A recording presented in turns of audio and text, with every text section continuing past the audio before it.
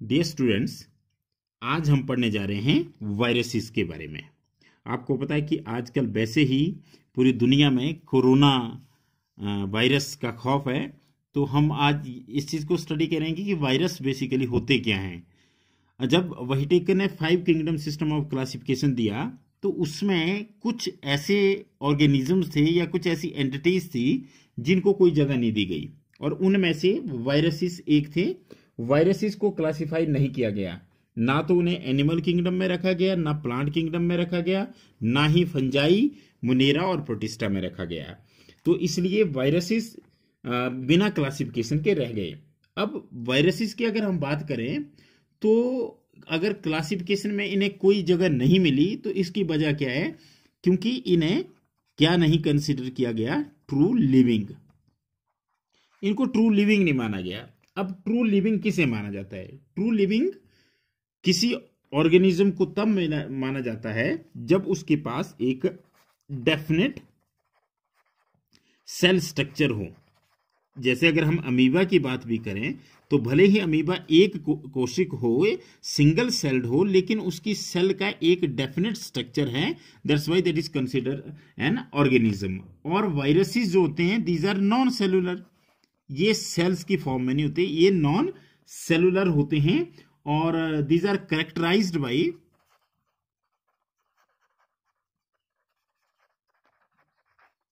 Crystalline structure outside the cell.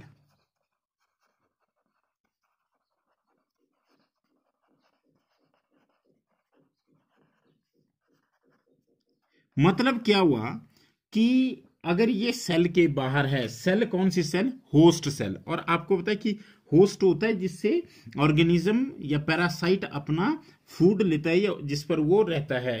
तो host cell से अगर ये बाहर हो, तो बिल्कुल ये क्रिस्टलाइन होते हैं। जैसे आप बोल सकते हैं कि शुगर के क्रिस्टल होते हैं, कॉपर सल्फेट के क्रिस्टल होते हैं। हालांकि आकार में डिफरेंस होगा, लेकिन बाहर ये बिल्कुल नॉन लिविंग होते हैं। मतलब ये होस्ट के बिना कुछ भी नहीं कर सकते। तो एक और अगर हम बात करें, तो दीज आर ऑब्लिगेट पैरासाइट। अब आपको पता है कि ऑब्लिगेट पैरासाइट का क्या मतलब होता है? ऑब्लिगेट पैरासाइट मतलब these are completely dependent on the host. मतलब बिना होस्ट के रह ही नहीं सकते। अगर रहेंगे भी तो कुछ भी नहीं कर सकते, कोई इनकी ग्रोथ नहीं होती। Complete dependent on the host. तो सबसे पहली चीज कि वायरसेस को 5 किंगडम सिस्टम ऑफ क्लासिफिकेशन में कोई भी प्लेस नहीं मिला। क्यों नहीं मिला? Because they are not considered as true living, because they lack definite cell structure. You can say they are non-cellular and characterized by the crystalline structure outside the host. और host के बिना ये रह ही नहीं सकते। तो इसलिए जब क्या करते हैं, ये होस्ट पे अटैक करते हैं, और जैसे ही अटैक करते हैं तो क्या करते हैं, उसी की मशीनरी को चुरा लेते हैं। Once they infect the cell, they take over the machinery of the host cell to replicate themselves and killing the host. जैसे मैं आपको यहां पर एक एग्जांपल बता रहा हूं। ये सपोज करें, ये हमारे पास एक बैक्टीरिया है। अब ये बैक्टीरियल सेल है, इस पर किसने अटैक किया?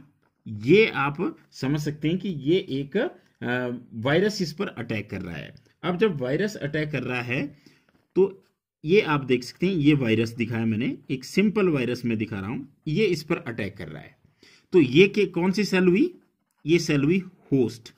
चाहे वो बैक्टीरियल ही है, पर ये कौन सी सेल है? होस्ट। ये हमारे पास क्या है? ये वायरस है।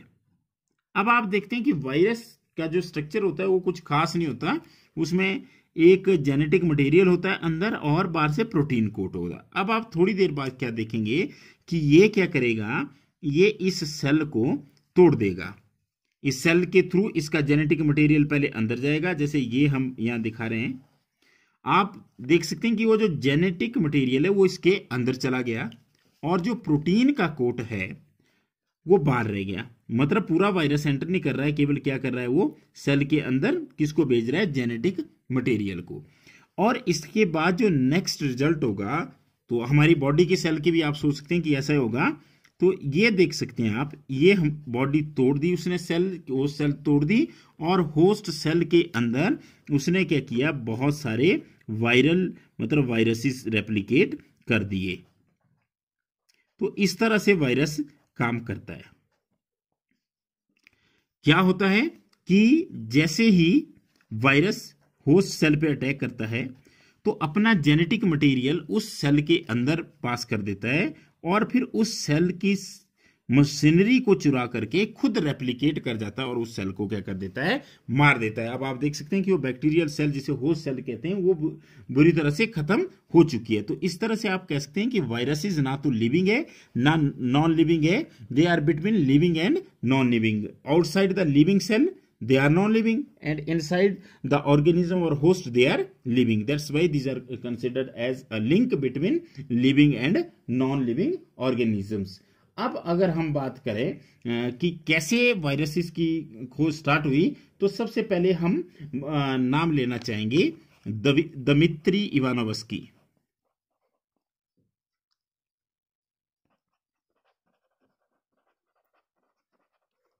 सबसे पहले 1892 में वायरसेस के लिए एक जो नाम है वो आया। और वायरसेस का मतलब क्या होता है, वायरस का क्या मतलब होता है? वायरस का मतलब होता है वेनम।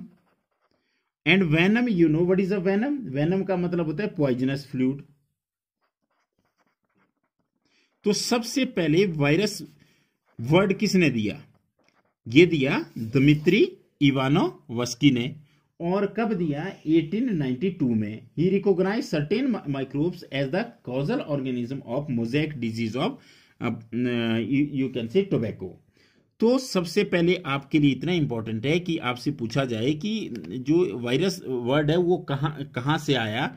वो आया दमित्री इवानोवस्की से। उन्होंने लिया वायरस, और वायरस का मतलब क्या होता है? Poisonous fluid. अब ये जो वायरस होते हैं these are smaller than bacteria. अब बैक्टीरिया से भी छोटे होते हैं। अब इस चीज का पता कहां से लगेगा कि बैक्टीरिया से छोटे होते हैं? क्योंकि जो बैक्टीरियल फिल्टर होते हैं, बैक्टीरिया प्रूफ फिल्टर होते हैं। मतलब क्या हुआ कि जिनसे बैक्टीरिया पास नहीं कर सकती, ये उनसे भी पास कर जाते हैं। That's why these are smaller, you can say these are smaller than the bacteria. तो ये भी बात हुई। इसके बाद टोबैको मोज़ेक वायरस की हम बात करते हैं तो एक और साइंटिस्ट आए हमारे पास, MW वेजरनिक।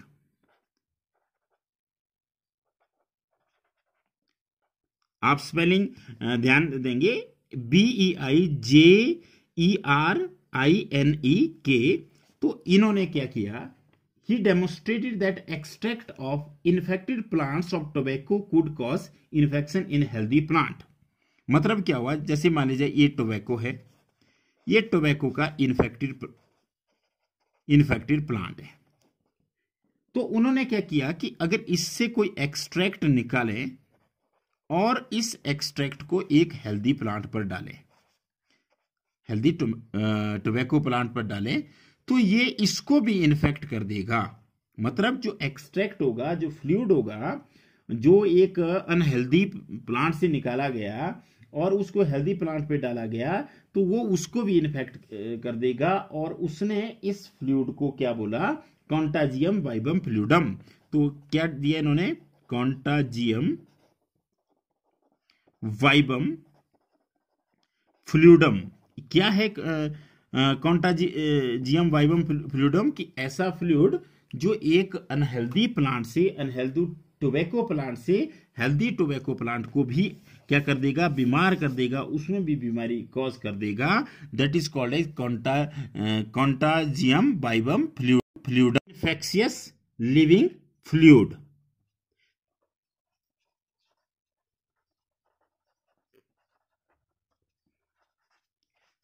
तो इसका मतलब हुआ कि वायरस वर्ड जो है वो किसने दिया? वो दिया दमित्री इवानोवस्की में।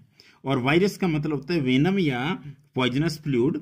और ये प्रूव हो गया क्योंकि वो बैक्टीरियल प्रूफ फिल्टर्स थे, उनसे पास हो जाते थे। तो मतलब इसका मतलब बैक्टीरिया से भी छोटे होते हैं। तो इसके बाद जब MW वेजरनिक ने बात कही तो उन्होंने बोला कि अगर हम एक अनहेल्दी टोबैको प्लांट से क्या करें, एक फ्लूइड लें और उसको एक हेल्दी प्लांट के ऊपर डालें, तो वो जो हेल्दी प्लांट है वो भी उसमें भी डिजीज आ जाती है, मतलब टोबैको मोज़ेक डिजीज आ जाती है। उसने इस फ्लूइड को बोला कॉन्टाजियम वाइबम फ्लूइडम, जिसका मतलब हुआ इन्फेक्शियस लिविंग फ्लूइड। अब इसके बाद ये उन्होंने एक्सपेरिमेंटली दिखाया, डेमोस्ट्रेट करके दिखाया। अब इसके बाद नेक्स्ट थे WM स्टैनले। अब बेजरनिक की अगर हम बात करें तो ये हुआ 1898 में, और अगर स्टैनले की हम बात करें तो ये बहुत ही रिसेंटली है 1935 में। तो इन्होंने क्या किया, इन्होंने बोला कि जो वायरसेस है दे कुड बी क्रिस्टलाइज्ड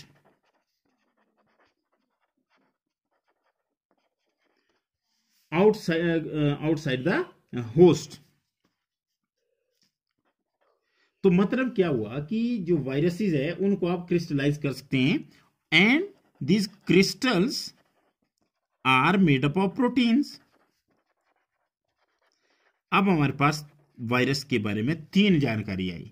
पहली जानकारी दिमित्री इवानोवस्की ने दी कि वायरस का मतलब होता है वेनम और पॉइजनस फ्लूइड, मतलब वायरस वर्ड उन्होंने इंट्रोड्यूस किया, और कि वायरस जो है बैक्टीरिया से छोटे होते हैं। फिर बेजरनिक 1898 में बोला कि एक अनहेल्दी टोबैको प्लांट से अगर फ्लूइड लिया जाए तो वो हेल्दी टोबैको प्लांट को क्या कर देता है, इन्फेक्शियस बना देता है, उसको भी बीमार कर देता है, और उस फ्लूइड का नाम दिया गया कंटाजियम वाइबम फ्लूइडम, मतलब इन्फेक्शियस लिविंग फ्लूइड। और फिर स्टेनले ने ये प्रूव कर दिया, ये बता दिया कि जो वायरसेस है उनको क्रिस्टलाइज किया जा सकता है, और क्रिस्टलाइज करने के बाद में जो क्रिस्टल हमारे पास होते हैं वो प्रोटीन के बने होते हैं, and these are inert outside the host।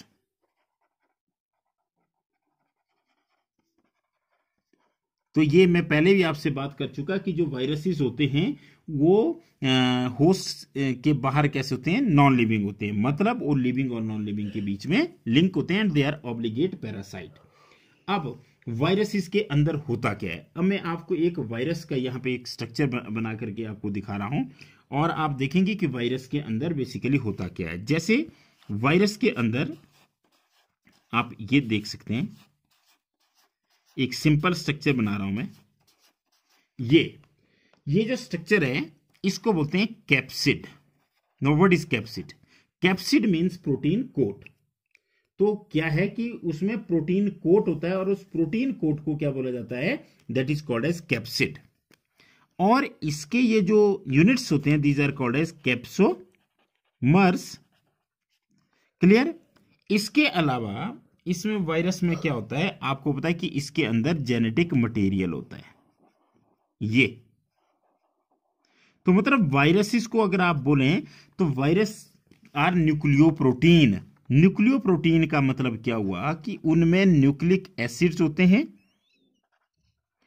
और किसका कोट होता है, प्रोटीन का कोट होता है, और उस प्रोटीन कोट को बोला जाता है कैप्सिड, जो कि बना होता है कैप्सोमर से।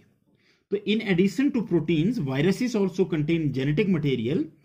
अब जो जेनेटिक मटेरियल है जिसे हम बात कर रहे हैं न्यूक्लिक एसिड्स की, आपको पता है कि न्यूक्लिक एसिड 2 टाइप के होते हैं। एक आरएनए होता है जिसे कहते हैं राइबोन्यूक्लिक एसिड, एक डीएनए होता है जिसे कहते हैं डीऑक्सी राइबोन्यूक्लिक एसिड। अब हम बात करते हैं कि वायरसेस में या तो आरएनए होगा या क्या होगा, डीएनए होगा। पर ऐसा कोई वायरस नहीं होगा जिसमें आरएनए और डीएनए दोनों हो, मतलब या तो आरएनए होगा या क्या होगा, डीएनए होगा। और जो हमारे पास जेनेटिक मटेरियल होता है वही इन्फेक्शियस होता है। जैसे हमने ऊपर भी किया, उसमें क्लियर दिखाया गया कि जेनेटिक मटेरियल जो है वो होस्ट सेल के अंदर गया और उसको इन्फेक्ट किया, वहां जाकर के उसने रेप्लिकेट किया। अब अगर हम बात करें प्लांट वायरसेस की, क्योंकि वायरसेस किसी को भी अफेक्ट कर सकते हैं, तो प्लांट वायरसेस। अब प्लांट वायरसेस में क्या होता है, उनमें होता है सिंगल स्ट्रैंडेड आरएनए। जैसे सिंगल स्ट्रैंडेड का क्या मतलब होता है मैं अभी आपको दिखाऊंगा। सिंगल स्ट्रैंडेड आरएनए किसमें, प्लांट्स की अगर हम बात करें तो जो प्लांट्स के वायरसेस होते हैं उनमें कैसे होता है, सिंगल स्ट्रैंडेड आरएनए। अब बच गए हमारे पास एनिमल वायरसेस। तो एनिमल वायरसेस में क्या होता है, एनिमल वायरसेस के केस में या तो आरएनए सिंगल स्ट्रैंडेड होगा, मतलब एक ही स्ट्रैंड जैसे ये, या वो कैसा होगा, डबल स्ट्रैंडेड होगा। डबल स्ट्रैंडेड मतलब जैसे एक स्ट्रैंड हो गई, एक ये, तो कैसा होगा, या तो सिंगल स्ट्रैंडेड होगा या कैसा होगा, डबल स्ट्रैंडेड। किस में, एनिमल्स के केस में। अगर प्लांट्स की केस करें तो वहां पे केवल कैसा होता है, सिंगल स्ट्रैंडेड होता है। और यहाँ पे उनके अंदर क्या होगा, डीएनए होता है, और DNA is always double stranded. ये आप पढ़ चुके हैं, पहले भी पढ़ चुके हैं, फिर भी मैं बता रहा हूं कि डीएनए, ये देखो, ये मतलब होता है डबल स्ट्रैंडेड कि दो स्ट्रैंड, जैसे एक स्ट्रैंड ये हो गई और एक स्ट्रैंड ये हो गई। तो क्या क्लियर हुआ हमारे पास कि वायरसेस प्लांट्स को भी अफेक्ट कर सकते हैं, इन्फेक्ट कर सकते हैं, और एनिमल्स को भी कर सकते हैं। जो प्लांट इन्फेक्टिंग वायरसेस होते हैं उनमें सिंगल स्ट्रैंडेड आरएनए होता है, और जो एनिमल वाले होते हैं उनमें क्या होता है, डबल स्ट्रैंडेड होता है। इसके अलावा अब हमारे पास होता है बैक्टीरियल वायरसेस। जैसे गंगा के पानी की बात करते हैं कि गंगा के पानी जो है वो प्योर होता है, वो किसकी वजह से होता है, वो भी मैं आपको बताने जा रहा हूं। जो बैक्टीरियल वायरसेस है इनको बोलते हैं बैक्टीरियोफाज या बैक्टीरियोफेजिस, PHAGES, मतलब बैक्टीरिया ईटिंग वायरसेस। तो ये जो बैक्टीरियोफाजिस होते हैं या बैक्टीरियोफेजिस होते हैं, इनमें कैसा होता है, डबल स्ट्रैंडेड डीएनए होता है। इनमें डबल, ऐसे भी लिख सकते हैं, डबल स्ट्रैंडेड डीएनए होता है। तो ये तो मैंने आपको बताया कि वायरसेस के अंदर क्या होता है, एक प्रोटीन का कोट होता है जिसे कैप्सिड कहा जाता है। और कैप्सिड किस चीज का बना होता है, स्मॉलर सब यूनिट का, वो कैप्सोमर्स का बना होता है। और ये कैप्सोमर्स क्या करते हैं, इस जेनेटिक मटेरियल को प्रोटेक्ट करते हैं। तो जेनेटिक मटेरियल या तो आरएनए होगा या डीएनए होगा। आरएनए भी सिंगल स्ट्रैंडेड हो सकता है और डबल स्ट्रैंडेड भी हो सकता है। इसके अलावा जो कैप्सोमर्स होते हैं या तो ये हेलिकली अरेंज्ड होते हैं, हेलिकली जैसे यहां पे दिखाया गया, हेलिकली का मतलब इस तरह से अरेंज्ड होंगे। जैसे अगर हम ऐसे बनाते चलें तो इस तरह से अरेंज्ड होंगे, हेलिकली अरेंज्ड। या ये इस तरह से भी होते हैं, पॉलीहेड्रल। ये सब यूनिट्स जो होंगे कैप्सोमर्स, ये प्रोटीन का कोट है, तो ये इस तरह से भी होते हैं। यहाँ पे नेक होगी और ये हमारे पास आ गया, इसके कॉलर आ गया, जिसको हम नेक भी कहेंगे, और कॉलर के बाद यहां पे हमारे पास शीथ आएगी, और शीथ के बाद इसकी टेल फाइबर्स आएंगे।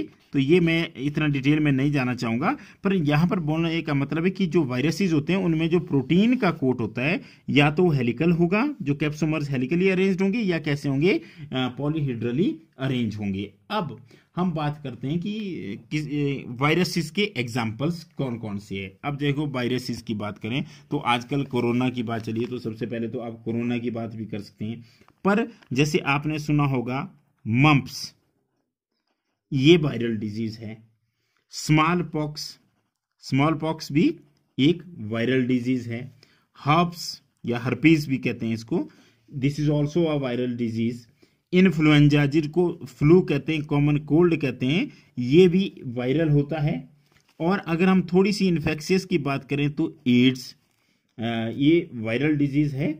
ये हमारे पास कौन से, जो ह्यूमन में वायरल डिजीज होती है, जैसे mumps, small pox, herpes, influenza etcetera. पर अब क्या है, अब प्लांट्स में क्या हो सकता है। जैसे प्लांट्स में अगर वायरसेस हो तो क्या लक्षण आ सकते हैं, क्या सिम्टम्स आ सकते हैं। सबसे पहले मोज़ेक फॉर्मेशन। अब मैं आपको बताता हूं कि मोज़ेक फॉर्मेशन क्या होती है। मोज़ेक का मतलब होता है ऐसे धब्बे, जैसे ये आपको डार्क आ गया, या ग्रीन होगा या डार्क होगा, तो मोज़ेक फॉर्मेशन हो सकती है। एक तो पत्तों में हो सकती है, स्टेम में हो सकती है, ब्रांचेज में हो सकती है। दूसरा आ गया हमारे पास लीफ रोलिंग। लीफ रोलिंग आपको पता है, जैसे ये पत्ता है तो ऐसे मुड़ जाएगा, रोल कर जाएगा, तो दिस इज लीफ रोलिंग, या लीफ कर्ल हो गया। इसके अलावा येलोइंग, पत्ते पीले हो गए। And when clearing. When clearing का मतलब क्या हुआ कि आपको पता है कि पत्तों, जैसे ये पत्ते हैं, ये होती है वेन्स, तो ये साफ हो जाएगी, ये वेन जो है वो साफ हो जाएगी, तो this is called a when clearing. या और क्या होता है, ड्वार्फिज्म। ड्वार्फिज्म का मतलब है कि पौधे छोटे हो जाएंगे, मतलब उनकी ग्रोथ कैसी होगी, स्टंटेड ग्रोथ होगी। तो ये हमारे पास क्या है, ये वो लक्षण है जो प्लांट्स में आते हैं जब उन्हें क्या इन्फेक्ट करता है, वायरस इन्फेक्ट करता है। आज हमने क्या पढ़ा, हमने पढ़ा वायरसेस के बारे में। और वायरसेस क्या होते हैं 5 किंगडम सिस्टम ऑफ क्लासिफिकेशन में, जैसे हमारे पास वायरॉइड्स होते हैं, प्रियॉन्स होते हैं, लाइकन्स होते हैं, उसी तरह वायरसेस भी होते हैं। इन्हें कोई प्लेस नहीं मिला क्योंकि इन्हें ट्रू लिविंग नहीं माना जाता। ये होस्ट के बाहर नॉन लिविंग होते हैं और किसी ऑर्गेनिज्म की सेल के अंदर ये लिविंग हो जाते हैं। और these are obligate parasite means they are completely dependent on their host. और ये क्या करते हैं, जब ये होस्ट सेल को इन्फेक्ट कर देते हैं तो उसकी मशीनरी चुरा लेते हैं और उसके अंदर रेप्लिकेट करते हैं और उसको मार देते हैं। और सबसे पहले दमित्री इवानोवस्की ने 1892 में वायरस वर्ड दिया था, जिसका मतलब होता है वेनम और पॉइजनस फ्लूइड। और उन्होंने बोला था कि these are smaller than the bacteria because they can pass through the bacteria proof filters. फिर उनके बाद 1898 में MW वेजरनिक आए और उन्होंने बोला कि अगर हम कोई अनहेल्दी टोबैको प्लांट लें और उसमें से एक फ्लूइड लें और उसको हेल्दी के अंदर डाल दें तो वो भी इन्फेक्शियस हो जाएगा, मतलब उसमें भी इन्फेक्शन स्टार्ट हो जाएगा। उन्होंने इस फ्लूइड को बोला था इन्फेक्शियस लिविंग फ्लूइड और कॉन्टाजियम वाइबम फ्लूइडम। उसके बाद स्टेनले ने बोला कि वायरसेस को क्या किया जा सकता है, क्रिस्टलाइन किया जा सकता है। और ये जो क्रिस्टल्स होते हैं ये प्रोटीन के बने होते हैं। प्रोटीन के अलावा अगर हम देखें तो इनके अंदर जेनेटिक मटेरियल होता है और जेनेटिक मटेरियल या तो DNA होगा या RNA होगा। अगर प्लांट्स की हम बात करें तो प्लांट्स में केवल सिंगल स्ट्रैंडेड RNA होता है। अगर हम एनिमल्स की बात करें तो वहां पे क्या होता है, या तो सिंगल स्ट्रैंडेड RNA होता है या डबल स्ट्रैंडेड RNA होता है या डबल स्ट्रैंडेड DNA होता है। इसके अलावा हमने बात की बैक्टीरियल वायरसेस की, जिनको बोलते हैं बैक्टीरिया ईटिंग वायरसेस बैक्टोफाजिस। उनमें क्या होता है, उनमें डबल स्ट्रैंडेड DNA होता है। अब आपने देखा कि जो वायरस होता है उसमें जेनेटिक मटेरियल के अलावा प्रोटीन का कोट होता है जिसे कैप्सिड कहा जाता है। और कैप्सिड जो है वो छोटे सब यूनिट का बना होता है जिन्हें कैप्सोमर्स कहा जाता है। कैप्सोमर्स या तो हेलिकली अरेंज्ड होते हैं या वो पॉलीहेड्रली अरेंज्ड होते हैं डिफरेंट ज्योमेट्रिकल पैटर्न में। इसके अलावा हमने बात की कि अगर हम ह्यूमंस की बात करें तो ह्यूमन में मम्प्स हो गया, स्मॉल पॉक्स हो गया, हर्पीज हो गया, इन्फ्लुएंजा हो गया, एड्स हो गया, कोरोना हो गया, बहुत सारी डिजीज ऐसे जो वायरसेस से होती है। इसके अलावा रेबीज होगी। अगर हम प्लांट्स की बात करें तो प्लांट्स को जैसे वायरस अफेक्ट करते हैं, इन्फेक्ट करते हैं, तो या तो उनमें मोज़ेक की फॉर्मेशन होती है या लीफ रोलिंग और कर्लिंग होती है, पूरी की पूरी लीफ रोल ही कर गई या थोड़ी सी मुड़ गई। तो उसके अलावा पीली भी हो सकती है, वेन क्लियरिंग हो सकती है और उनकी ग्रोथ भी स्टंटेड या मतलब ड्वार्फिज्म आ सकता है, छोटी हाइट में वो रह सकते हैं। तो ये सारे वायरसेस के केसेस है। अब जो नेक्स्ट वीडियो है उसमें हम इस चैप्टर का लास्ट टॉपिक स्टडी करेंगे, that will be viroids, that is viroids, prions and lichens. काफी छोटा टॉपिक है और इसके अलावा हम सेकंड चैप्टर को कंप्लीट कर देंगे। Thank you very much.